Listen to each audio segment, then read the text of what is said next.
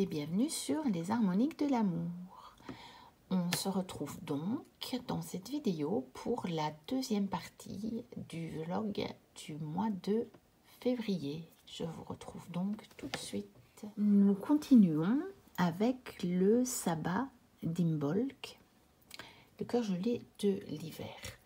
Alors, j'ai dû faire un choix parce que ce mois de février me proposait énormément de choses à vous montrer et dans divers jeux et dans divers ouvrages.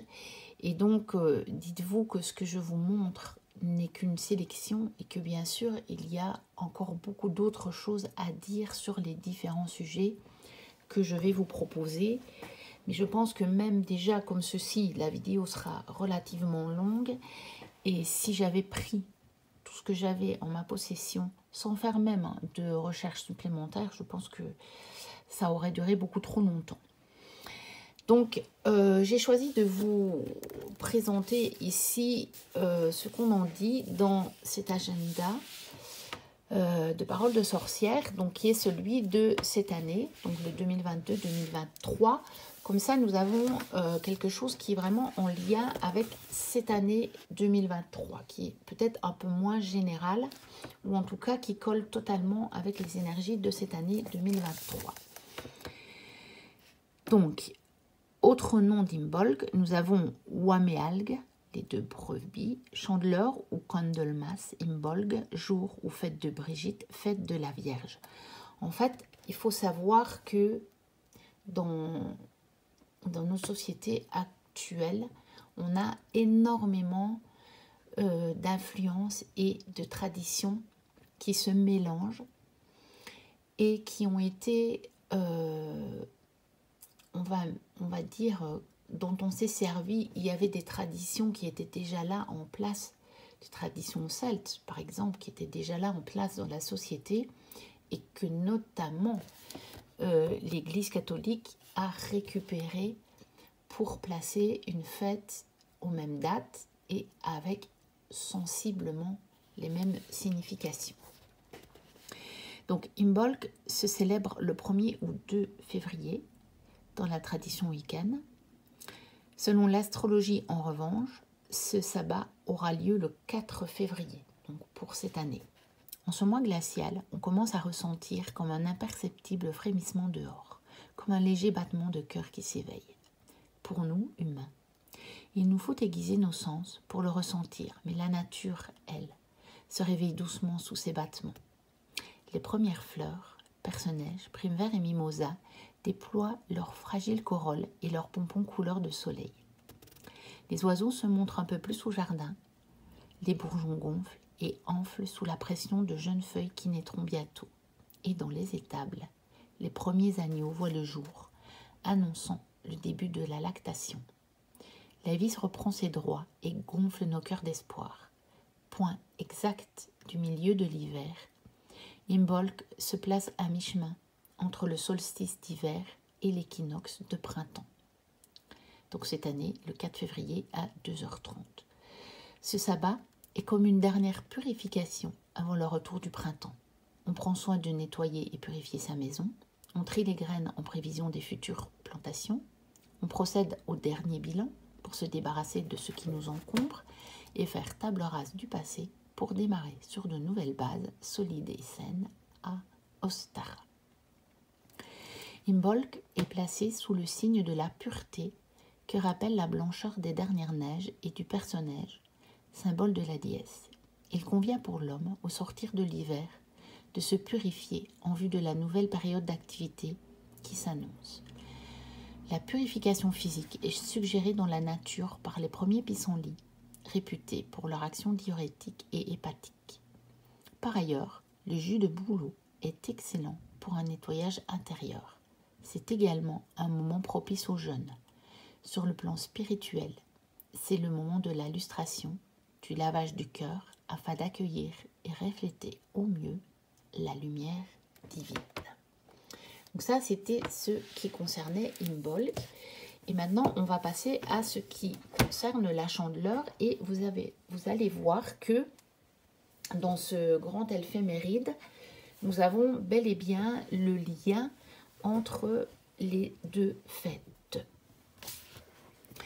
À la Chandeleur, les jours croissent de plus d'1 heure. Et donc ça, j'aimais bien de vous le dire aussi, puisque c'est mon repère, je vous l'ai dit.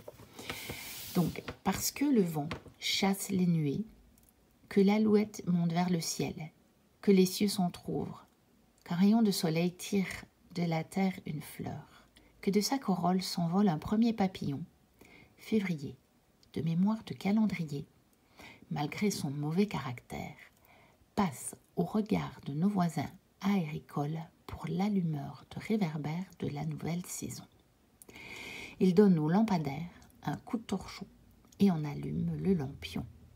À peine est-il arrivé qu'il installe déjà la Chandeleur au 2e jour de sa location.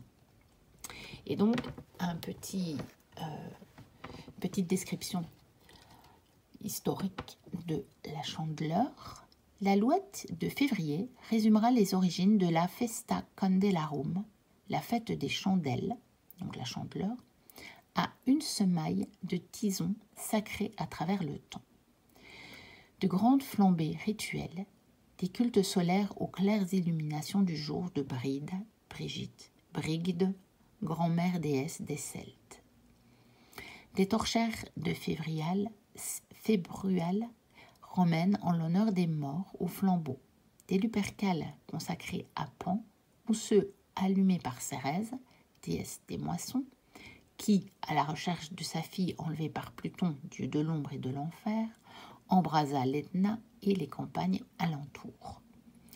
Autant de grands flamboiements, de bourdis païens, censés purifier, réchauffer la nature, en chasser l'hiver et ses démons, libérer les eaux de la glace, de la neige, brûler la vermine des arbres du berger, préparer le réveil de la terre, de sa flore, de sa faune. Jusqu'à ce que le pape Gélase en 472 christianise et remplace feu et torches par des cierges et chandelles.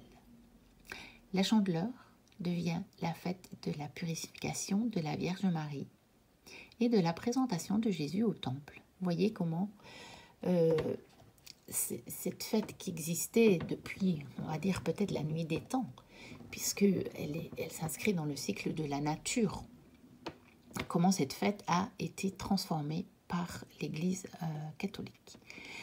Les tisons ramassés dans les cendres des brasiers, tout comme les cierges ramenés de l'église à la maison, possèdent les mêmes pouvoirs magiques, à condition, cependant, qu'ils ne s'éteignent pas en chemin. Gardés dans l'armoire à linge, ils préservent de l'orage, des maladies, des sorcières et de leurs maléfices. Donc, voilà pour ce qui concerne Imbolc et la Chandeleur, et nous allons regarder les messages avec 2 jeux.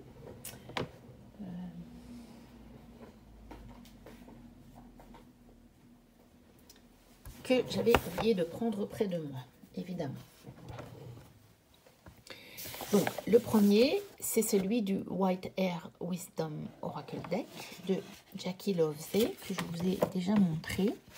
Et encore une fois, puisque là, le petit livre est en anglais, on va se contenter de regarder la carte sur laquelle figure, vous voyez, une espèce de dragon qui souffle bien son feu et qui allume donc des chandelles qui vont perpétuer ce feu et qui vont le transmettre. Et vous voyez que c'est une carte bien ancrée aussi dans la nature, elle est très très verdoyante, et nous avons les signes de ce réveil de la nature avec le soleil qui commence à briller plus fort. D'ailleurs, en cet après-midi où je tourne la vidéo, donc nous sommes le lundi 30 janvier, au moment où je filme cette séquence, le ciel chez moi est d'un bleu magnifique et il y a un très beau soleil éclatant. Et donc, nous avons ce soleil qui commence à revenir plus éclatant que pendant cette période que l'on vient de passer et qui était plus sombre.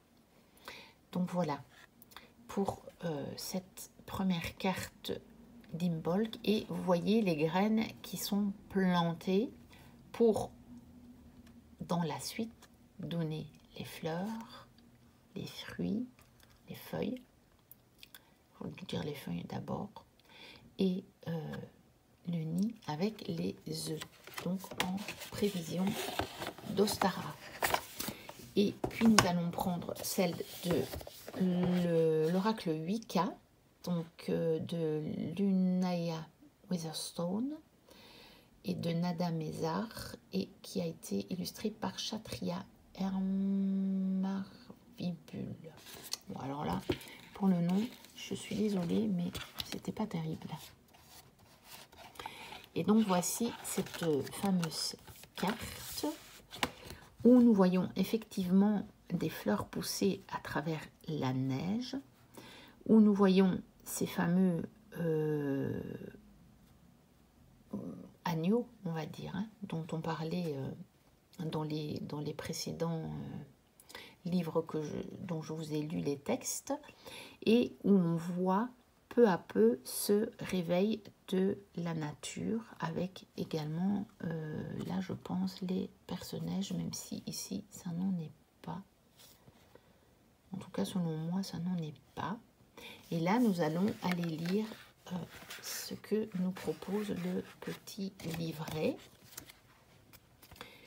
Donc, nous avons la 7.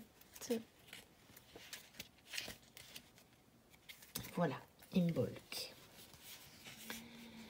Une chose attendue depuis longtemps va se produire.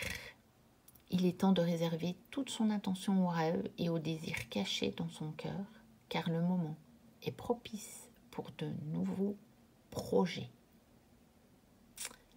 Un petit message.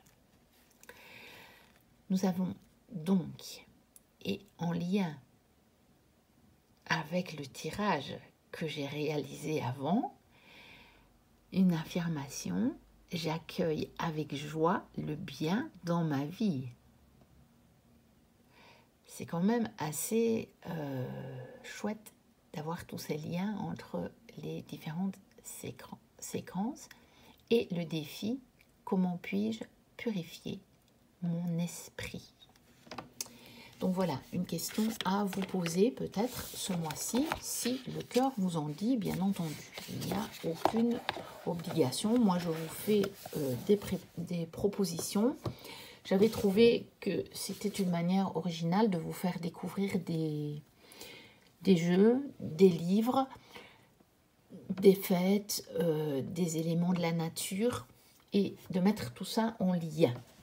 Et nous nous retrouvons pour le tirage d'Imbolc, et qui est donc en lien avec cette question que je viens de vous proposer dans l'oracle Wicca, qui était comment purifier mon esprit.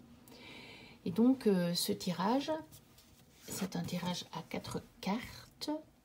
C'est le tirage du nettoyage. La première carte, c'est où j'en suis aujourd'hui. La deuxième, dans quel sens orienter le nettoyage. La troisième, que dois-je comprendre de ce que je traverse. Et la quatrième, moi, quand je serai nettoyée. Alors, pour réaliser ce tirage, qu'on va faire d'une manière relativement générale, c'est plus pour vous montrer l'exemple du tirage. Et je pense que si le tirage vous parle, enfin s'il vous attire, je vous propose de le refaire chez vous d'une manière tout à fait personnelle, parce que je ne peux faire ici un tirage qui va réellement parler à tout le monde. C'est beaucoup trop général, on est beaucoup trop nombreux, et ça va être que devrais-je comprendre de la situation que je traverse, ou de ce que je traverse. Je ne peux pas avoir une carte qui va vous donner la compréhension à chacun d'entre vous qui regardez ici de ce que vous traversez. Ça me paraît un petit peu une gageure. Et donc, je me suis dit que ce serait amusant de le faire avec le White Sage Tarot, pour 2 raisons. La première, c'est que c'est un jeu que j'utilise à cette saison. Je vous l'avais dit, c'est un jeu que j'aime utiliser en hiver parce qu'il est assez clair, il a une énergie de lumière blanche, je trouve. Et aussi parce que d'autre part, la sauge blanche, vous le savez, est utilisée pour purifier. Donc, je me suis dit que quel jeu pourrait le mieux convenir à ça. Donc, c'est un tarot publié chez US Game System et qui a été créé par Teresa Hutch. Donc, nous allons réaliser le tirage. L'avantage que c'est, comme c'est un petit jeu, je pense que je vais pouvoir mettre les cartes là. Je vais mettre mon petit tirage là. Et vous allez pouvoir voir toutes les cartes. Donc, le tirage de nettoyage pour ce mois de février, pour ce sabbat d'Imbolc.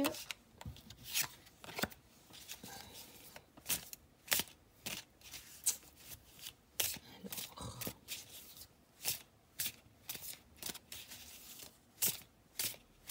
voilà. Donc, où j'en suis aujourd'hui. Voici. Ensuite, dans quel sens orienter le nettoyage? Dans celle-ci. Que dois-je comprendre de ce que je traverse? Et enfin, moi, quand je serai nettoyée. Voici. Alors, nous allons voir ça tout de suite. La première carte, où en suis-je aujourd'hui? Eh bien, nous sommes au 3 de bâton, qui est donc une carte de projet, et d'un projet qui est déjà bien avancé. C'est-à-dire que on envisage réellement de poser les premières bases. Et je dois dire que professionnellement, peut-être que ça me parle assez bien, d'une manière tout à fait personnelle, parce qu'une partie est déjà bien posée, mais une partie plus personnelle, du coup, va pouvoir se mettre en place. Donc, on est déjà dedans et il y a d'autres choses qui s'amorcent. Alors, dans quel sens orienter le nettoyage? Le chariot, eh bien, justement, s'il pouvait me rester encore peut-être des craintes par rapport à ce projet, à cette nouveauté qui est en train de se mettre en place, eh bien, la manière de nettoyer tout ça, c'est d'avancer. C'est de me dire que malgré tout, je suis le guide, le maître de mes différents instincts, je vais dire. Vous voyez, on a le soleil qui brille. Je peux éclairer tout ça. Je peux éclairer, en quelque sorte, une dualité qui reste en moi et je peux avancer. Je vois cette carte du chariot. Dans ces situations-là, elle me parle souvent de me lancer en disant « on verra bien ». Laisse un peu les peurs de côté, avance et puis tu arriveras toujours bien à te débrouiller. Ensuite, que dois-je comprendre de ce que je traverse? Justice, eh bien, magnifique ça. Ça c'est clair assez bien pour moi, en tout cas au niveau professionnel. Je ne sais pas comment ça vous parlera à vous. Ça peut être pour un tout autre domaine.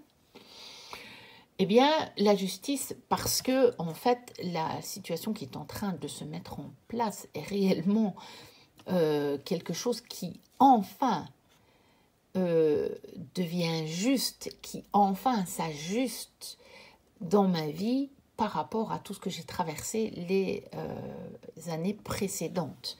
Donc oui, il y a bel et bien cette notion de justice, d'équilibre à beaucoup de points de vue. Et moi, quand je serai nettoyée, eh bien, le cavalier de Pentacle qui me confirme que ça me parle bien de mon domaine professionnel. Et donc là, eh bien, je vais pouvoir prendre on va dire, le taureau par les cornes, je le dirais comme ça, même si là on a un éléphant et que c'est un cavalier, n'est-ce pas?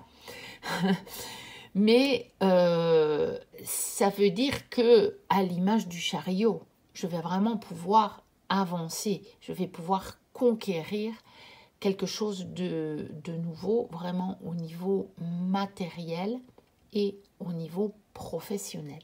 Voilà, je ne sais pas comment ça vous parlera. Ça peut vous parler d'un autre domaine, même si on termine par des pentacles, parce que nous avons quand même deux arcades mineures, nous avons deux arcades majeures, nous avons les bâtons et les pentacles. Sachant que les pentacles peuvent parler aussi d'une concrétisation dans la matière, même de quelque chose qui est moins gain matériel ou financier ou quoi que ce soit. Ça peut être quelque chose de plus abstrait. Si jamais, pour certains, si vous vous disiez, bah non, mais moi, au niveau professionnel, ça ne me parle pas du tout. C'est tout à fait possible que ça concerne un autre de vos domaines. Et si ça ne vous parle pas, mais que le tirage vous plaît, je vous invite à le faire pour vous, chez vous, avec le jeu de votre choix et en posant l'intention pour vous-même personnellement. Voilà.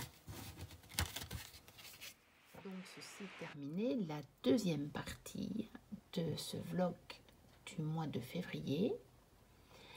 N'hésitez pas à liker, à commenter, à vous abonner si ce n'est déjà fait. Et moi, je vous retrouve très bientôt pour la troisième partie de ce vlog du mois de février. Et d'ici là, portez-vous bien. Bye bye.